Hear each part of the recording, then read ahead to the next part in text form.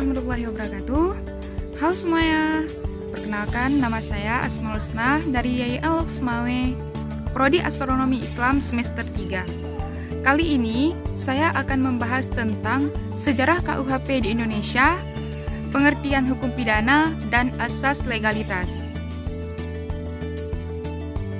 Pembahasan yang pertama yaitu tentang sejarah KUHP di Indonesia. Sebagaimana yang kita ketahui bersama, hukum pidana di Indonesia merupakan hukum pidana yang berasal dari masa kolonialisme Belanda. Meskipun demikian, kenyataannya ketentuan mengenai hukum pidana sebenarnya sudah ada sejak masa kerajaan-kerajaan di Nusantara masih berjaya.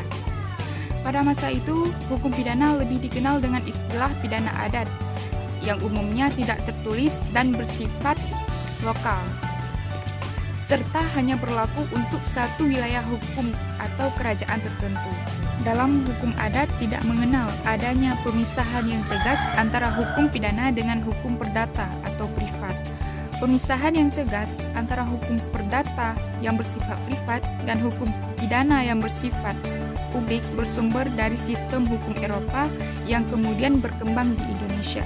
Dalam berbagai literatur, hukum pidana yang berlaku di Indonesia dapat dibagi dalam 3 masa. Yang pertama, masa sebelum penjajahan Belanda. Yang kedua, masa sesudah kedatangan penjajahan Belanda. Dan masa setelah kemerdekaan. Yang pertama, masa sebelum penjajahan Belanda. Terdapat beberapa hukum pidana yang pernah ada dan berlaku di beberapa wilayah hukum. Kitab-kitab tersebut hanya sebagian dari hukum pidana yang pernah ada di wilayah Nusantara.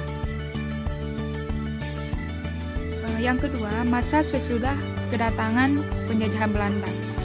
Di situ terdiri dari masa VOC tahun 1602 sampai 1799. Pada masa VOC telah berlaku hukum statuden atau termuat di dalam Statuta Batavia, hukum Belanda yang kuno, asas-asas hukum Romawi. Selanjutnya masa Besleiten Regeling tahun 1814 sampai 1855. Dimulai saat peralihan kekuasaan dari kerajaan Inggris kepada kerajaan Belanda yang berdasarkan Konvensi London tanggal 13 Agustus 1814. Selanjutnya masa Regeling Reclaimment tahun 1855 sampai 1926 dan masa Indische Stadtregeling tahun 1926 sampai 1942 dan pendudukan Jepang tahun 1942 sampai 1945. Yang ketiga, masa kemerdekaan.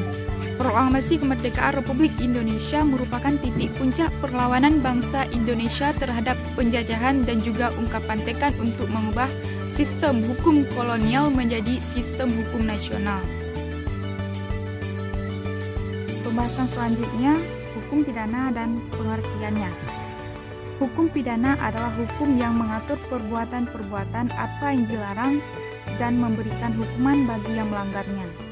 Perbuatan yang dilarang dalam hukum pidana yaitu seperti pembunuhan, pencurian, penipuan, perampokan, penganiayaan, pemerkosaan, dan korupsi. Hukum pidana terbagi menjadi 2 cabang utama.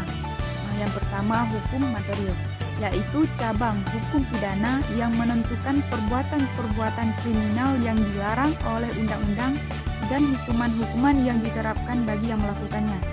Yang kedua, hukum formil atau hukum acara pidana. Untuk tegaknya hukum material diperlukan hukum acara. Hukum acara merupakan ketentuan yang mengatur bagaimana cara agar hukum material itu terwujud.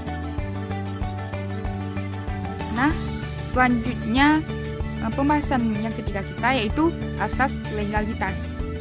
Tidak ada suatu perbuatan dapat dipidana kecuali perundang-undangan yang telah ada sebelum perbuatan itu dilakukan, yang terdapat di pasal 1 ayat 1 KUHP. Jika sesudah perbuatan dilakukan ada perubahan dalam perundang-undangan, maka yang dipakai dalam aturan yang paling ringan sanksinya bagi terdakwa yang terdapat dalam pasal 1 ayat 2 KUHP. Baik, hanya ini penjelasan dari saya. Semoga bermanfaat untuk kita semua. Wassalamualaikum warahmatullahi wabarakatuh.